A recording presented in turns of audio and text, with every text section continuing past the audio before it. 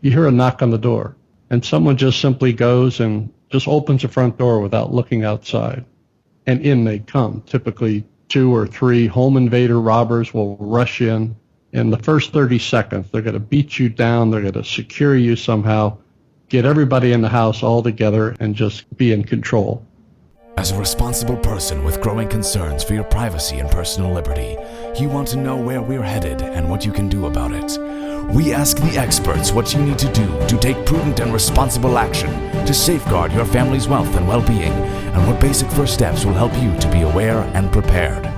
ReluctantPreppers.com. Welcome back, Reluctant Preppers.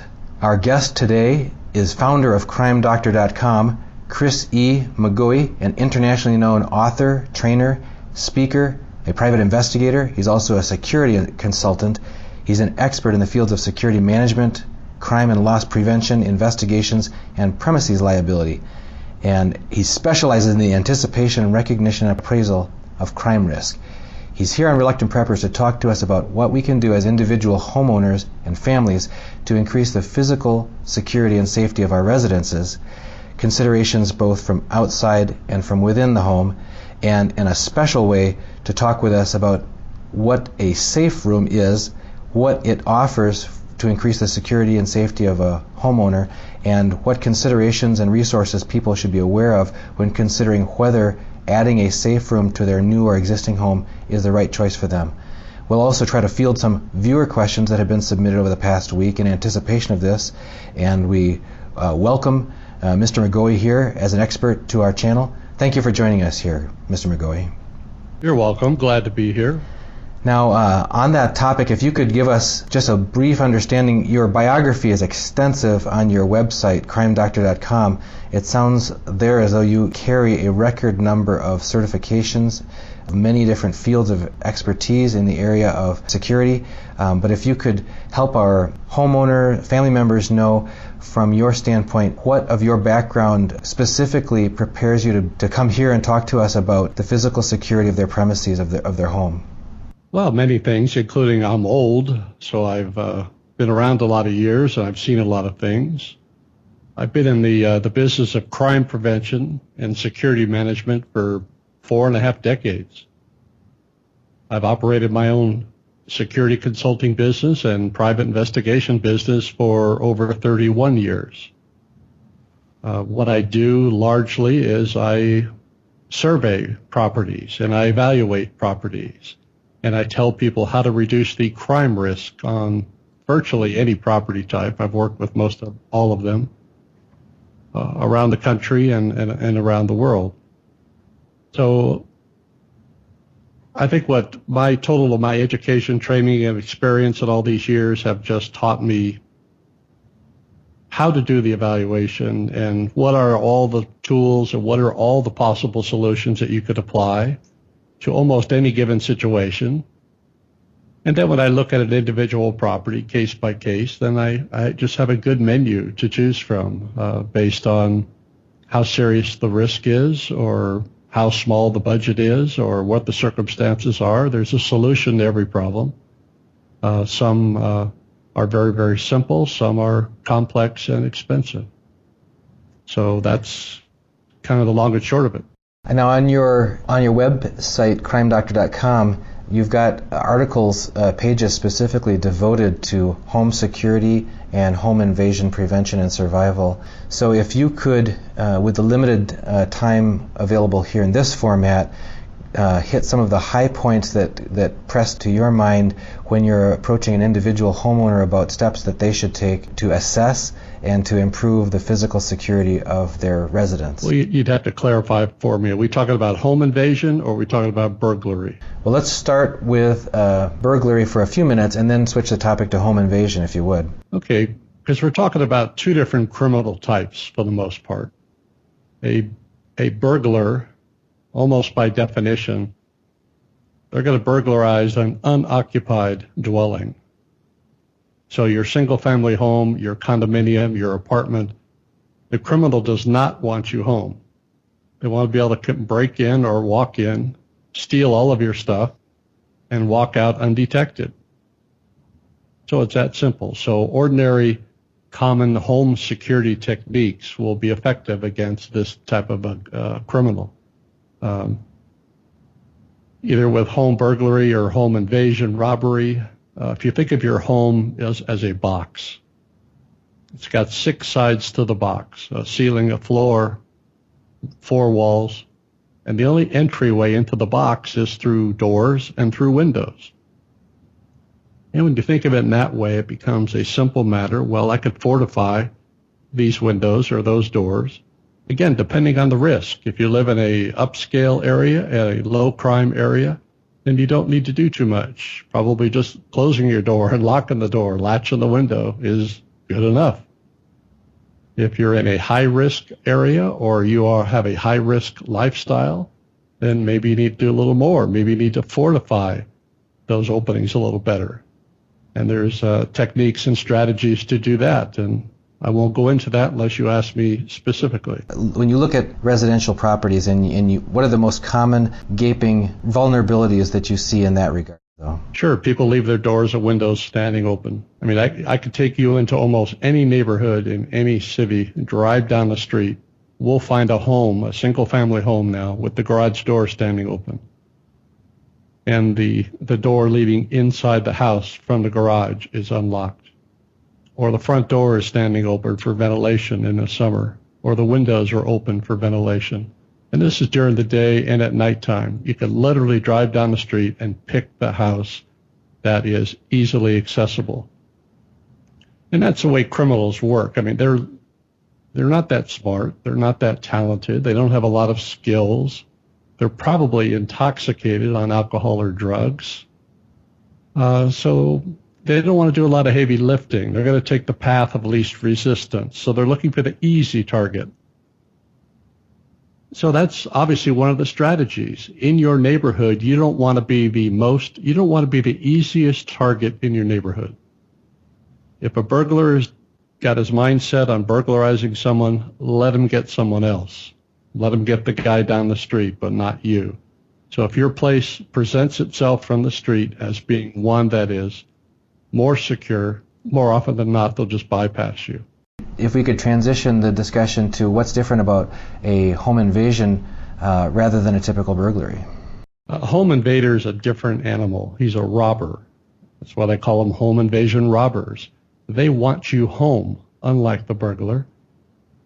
They want to get access either to you personally, for some reason, or they want you home so they don't have to deal with alarm systems, maybe dogs. They want you to direct them to all the good stuff. You know, where the hidden money is, the hidden jewels, the hidden weapons, the drugs, whatever they're into, you're going to help them get that. Plus, once they got control of everyone in the house, they could take their sweet time and they could ransack the whole house. Let me kind of give you a typical scenario. You might be home any given weekend night with your family watching TV. Your kids might be off in their other room, and you hear a knock on the door. And someone just simply goes and just opens the front door without looking outside. And in they come. Typically 2 or 3 home invader robbers will rush in. In the first 30 seconds, they're going to beat you down. They're going to secure you somehow, get everybody in the house all together, and just be in control. Once they have your household and you in control, they could take their time and they can completely ransack your house. I hear from victims all the time that the robbers spent the night in the house. They took everything. They loaded up all your stuff and put it in your car, took your keys that they have access to, and they could drive off in it. They can make sure your alarm system's disabled. They can make sure your phones are disabled. You can't call for help. They can get access to your credit cards, your ATM cards, your passcodes. I mean, they can get everything. They get access to your computer information and pretty much take their time. And those are just property crimes. Now, if they have other interests, if they want to assault you, they want to hurt you, they want to kill you, they want to molest people in the household, that could occur too.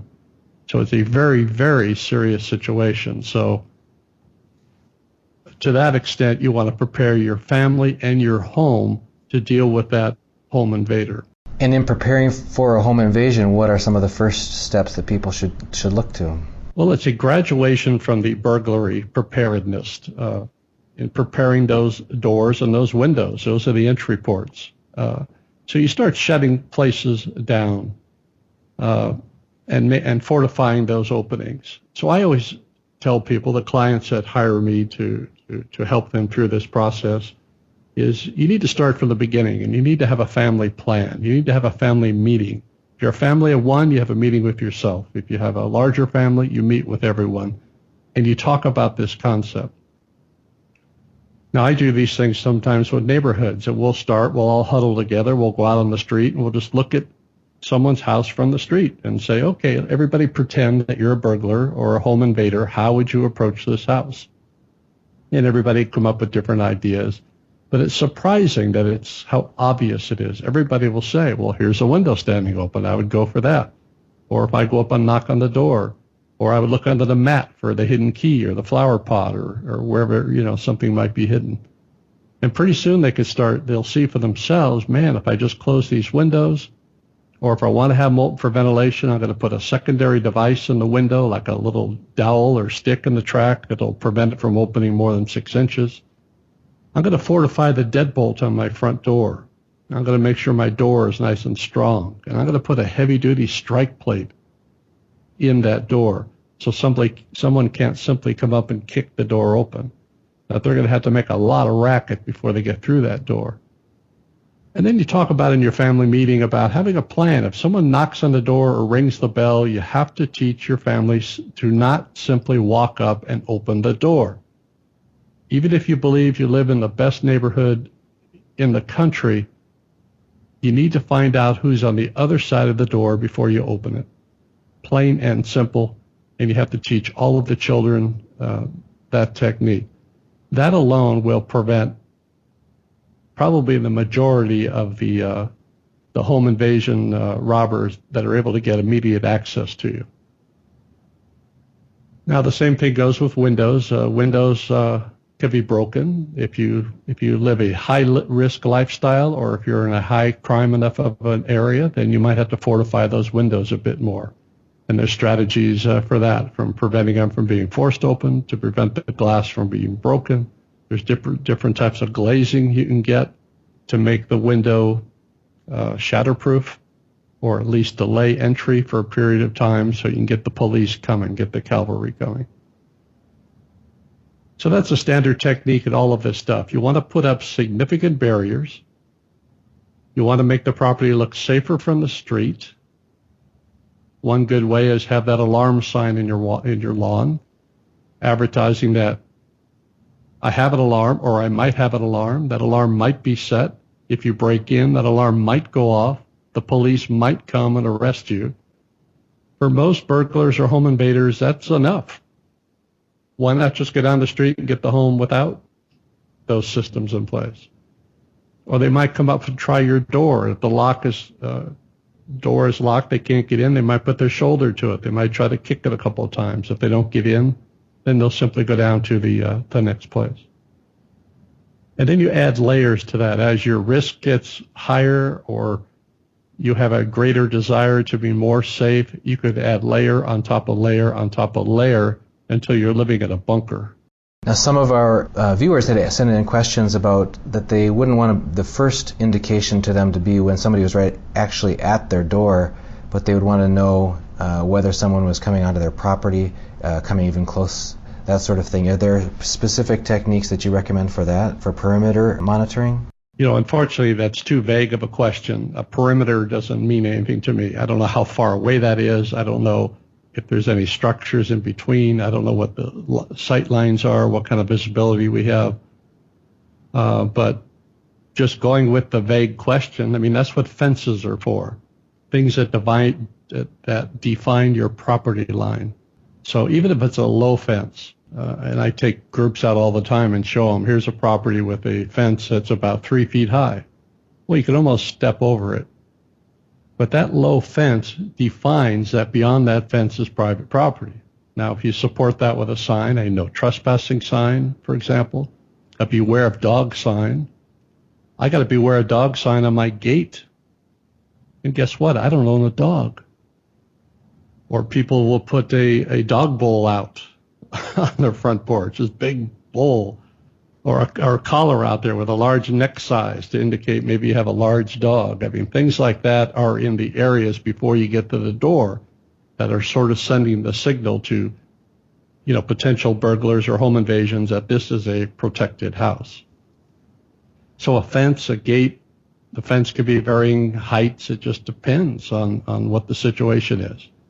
I mean, there's some high-tech, James Bond type solutions. There's perimeter alarm systems. There's laser systems. There's infrared systems. I mean, there's alarm things you could put underground, sensors, motion sensors, noise detectors. I mean, you can go, very deep into all these things if your need is that great or your paranoia level is that high. Bringing it back to the actual front door of the home being a common point of entrance if people were subject to a home invasion. If either the family made a mistake and opened the door without really, determining that the people on the other side are legitimate or that sort of thing, or if the actual door gets forced in despite having been strengthened, what are the next considerations that should be part of a family's plan if actually a threat enters the home? Well, at that point, it should be about escape. Someone that's part of your family plan, and you have to decide if that's what you're willing to do. But in my opinion, someone should always be trained to escape and then know what to do when they escape. Basically, they want to get the police coming. They want the cavalry coming.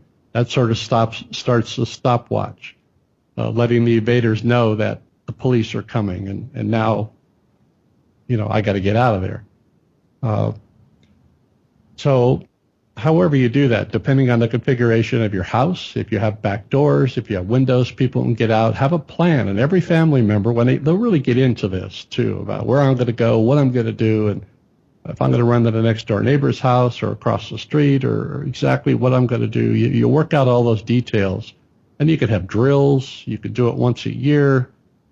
Some places do that. They have an annual review of their home security plan. That's the same time they change the batteries in their smoke detectors or their alarm panel, or they review their escape plan or any preparation they have. That's when they do it.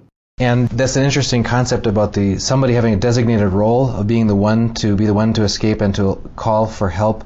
I know when we had a Navy SEAL on talking about a related topic, he said that's not the time to be making up the plan in the heat of the moment. You already have to have that figured out. Who's the one that's going to call for help and who's the one that's basically going to deal with, or if there is anybody who's going to have to deal with additional actions taken inside the home, so that you're not scrambling for whose job it is and nobody ends up making the call for help, that sort of thing. What other jobs beyond that? The other consideration that comes to mind is in like concealed carry training, where they talk about the domestic castle. You don't have a legal duty to retreat from your own home, that you have a reasonable expectation that if you fear, based on someone invading, that your family is at risk of serious harm because that person invaded knowing full well that you were there, that you don't automatically have a duty to retreat. But it sounds like from what you're saying, it's a very practical matter, is that if someone at least retreats, that they can, if they escape, that they can call for help. What about those who would remain behind? What actions should they, what roles and what preparations should they make?